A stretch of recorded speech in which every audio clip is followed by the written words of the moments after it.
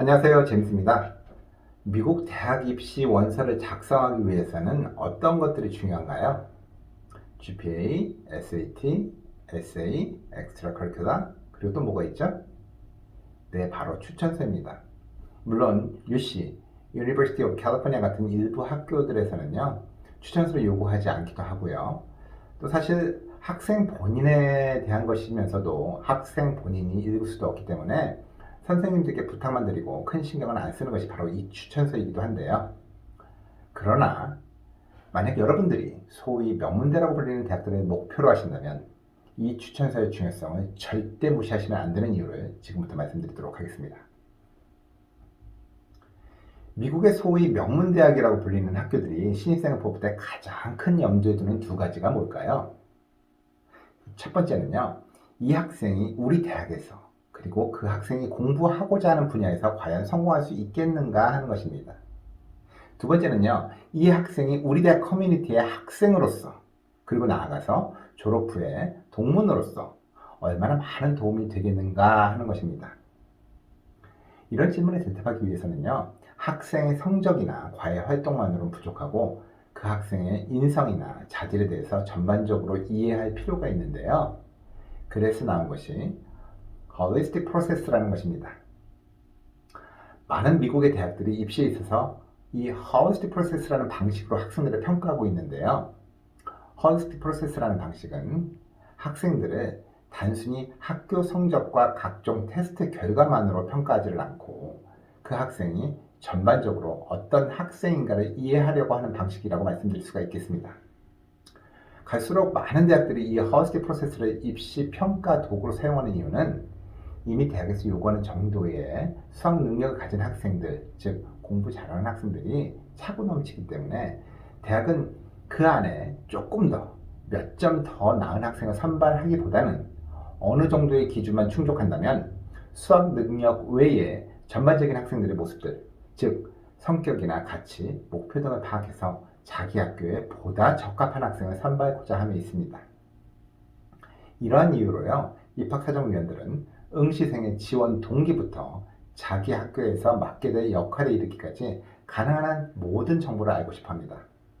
이런 정보는 인터뷰나 에세이 같이 학생들로부터 직접적으로 얻기도 하지만요, 학생이 다녔던 고등학교 선생님들이나 카운슬러 선생님들로부터 얻을 수 있는 간접적인 방법도 있는데요.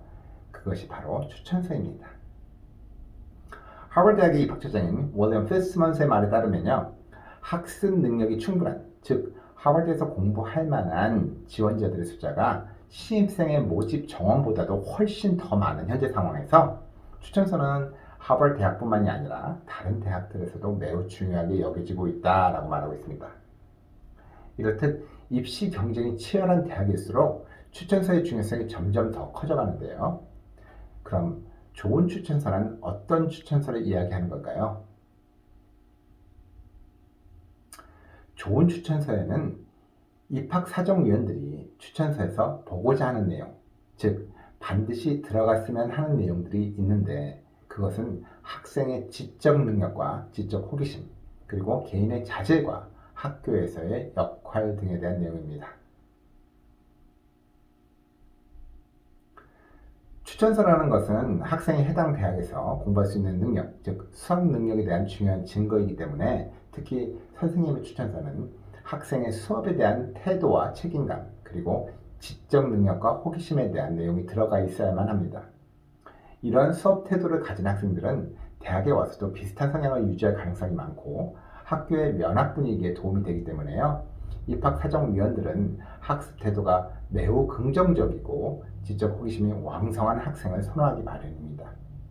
그리고 이러한 정보를 알기 위해선 그 학생을 직접 가르치신 선생님의 추천서를 주의 깊게 살펴보게 되는 거죠. 입학사정관들은 학생의 자질과 학교 내에서의 역할 등에 대해서도 알기를 원합니다. 대학들은 자신의 대학 커뮤니티를 좀 더 발전적으로 이끌고 나갈 창조적이고도 강력한 캐릭터를 원합니다. 따라서 학생들은 이러한 개인적인 자질이나 성격 등에 대해서도 추천서를 써주실 선생님들에게 충분히 알려야 할 의무가 있는 겁니다. 물론 선생님들과의 기본적인 관계를 좋게 유지하는 것이 매우 중요하겠죠. 따라서 여러분들은요, 고등학교에 들어가서 특히 11학년 때 이런 것들을 염두에 두는 것이 필요합니다. 앞으로 추천서를 부탁하게 될 선생님들과의 관계를 친밀하게 형성하고요, 수업에 적극적으로 참여한다는 인상을 주시는 것이 중요합니다. 추천서의 내용은 결국 학생의 미래의 모습을 보여주는 창이 됩니다. 만약 여러분들의 선생님이 여러분이 얼마나 글 쓰기를 좋아하고 숙제를 잘해오고 국제 시사에 관심이 있는 학생이었다라고 쓰신다면 입학사정관들은 여러분들을 아마도 대학에서도 과제를 충실히 해올 것이며 미디어나 저널리즘으로 전공을 하겠네라고 생각을 할 겁니다.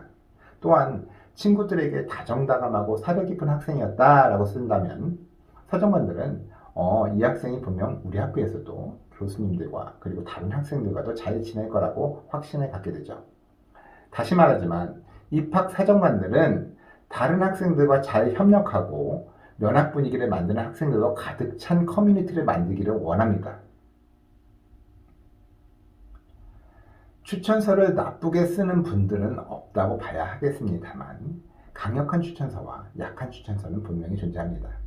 약한, 즉 별로 효과적이지 않은 추천서들은 추천서의 내용이 너무 빈약하다든지 칭찬이 약간 모호하게 들린다든지 하는 것도 있겠습니다만 제일 가장 많은 실수는 입학사정관들이 이미 아는 내용을 번복하는 경우입니다. 자, 다음의 예를 보겠습니다. 추천서의 내용은 다 읽지는 않고요, 첫 문단만 보도록 하겠습니다.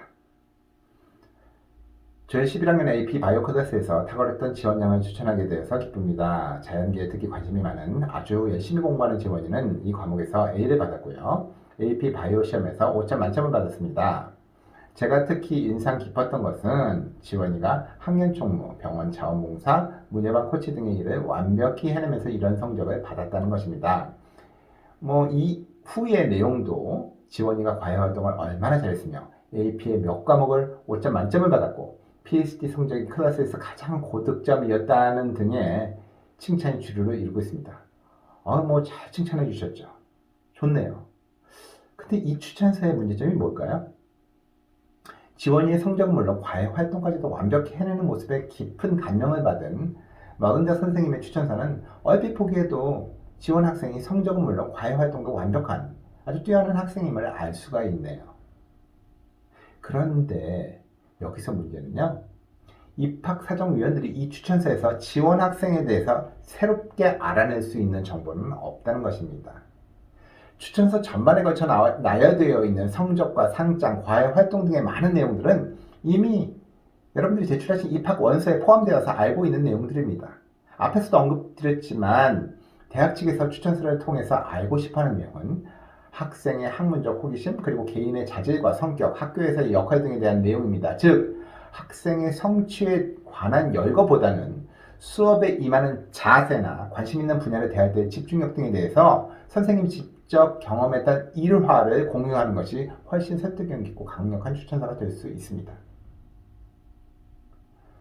그럼 이런 추천서를 어떻게 받아내느냐고 반문하시는 분들도 계시겠지만 사실 주된 문제는 우리 학생들에게 있습니다. 대부분의 학생들은 추천서를 부탁하면 알아서 다 잘 써주시겠지라는 안일한 생각을 가지고 있습니다. 하지만 생각해 보세요. 한 학년에 200에서 300명 정도 되는 학교에서 한 선생님께서 몇 명의 학생들에게 추천서를 부탁받을 건지에 대해서를요. 추천서를 부탁하면서 기껏해야 리즈메 한 장 써서 드리고 오면 되는 줄 아는 학생들은 그냥 적당히 써주세요 라고 하는 것과 다름이 없습니다. 자, 알겠습니다. 좋은 추천서가 뭔지는 알겠는데요. 그런데 추천서를 학생이 제가 쓰는 것도 아니고 선생님께 부탁드리는 건데 제가 뭘 할 수 있는 걸까요? 라고 묻는 학생들을 위해서 지금부터 여러분들이 무엇을 해야 하는지에 대해서 말씀드리도록 하겠습니다. 먼저 우선은 지원하려고 하는 학교들을 통해서요, 몇 개의 추천서가 필요한지, 어느 선생님께 부탁해야 할지, 그리고 언제까지 어떤 방식으로 보내야 하는지에 대해서 정리해 놓으셔야 합니다.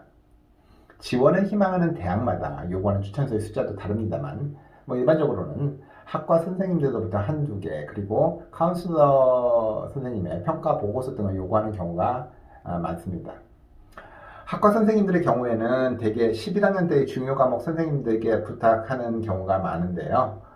물론 앞으로 대학에 가서 하고 싶은 공부가 전공이 정해져 있는 학생들의 경우에는요, 관련 과목 선생님께 부탁드리는 것이 좋겠죠. 그러나 무엇보다 중요한 것은 나를 잘하는, 그리고 나와 관계가 아주 좋은 선생님께 부탁드리는 게 올바른 선택입니다. 따라서 10학년 때부터라도 매년 최소 2~3명 이상의 선생님들과 친하게 지내도록 하십시오. 항상 좋은 관계를 유지하시고요. 수업에 적극적으로 참여하셔야 합니다. 특히 앞으로 대학 가서 공부하고 싶은 분야 관련 과목 선생님들과의 관계에 있어서는요, 점수보다는 개인적인 학문적 관심에 더 집중한다는 느낌을 주도록 하십시오. 그 과목이 좋아서 한다는 말입니다. 어떤 학생들은 A를 받기 위해서 엑스트라 포인트를 달라고 조르는 학생들이 많은데요, 나중에 추천서를 부탁해야 할 선생님들에게는 그다지 좋은 인상은 남지는 않습니다. 또한 추천서를 부탁할 때 특수한 경우를 제외하고는 이메일 등으로 부탁하지 마시고 직접 찾아뵙도록 하십시오. 그리고 가능한 자신의 관심거리나 장래 희망에 대해서 이야기를 나누는 것도 좋습니다.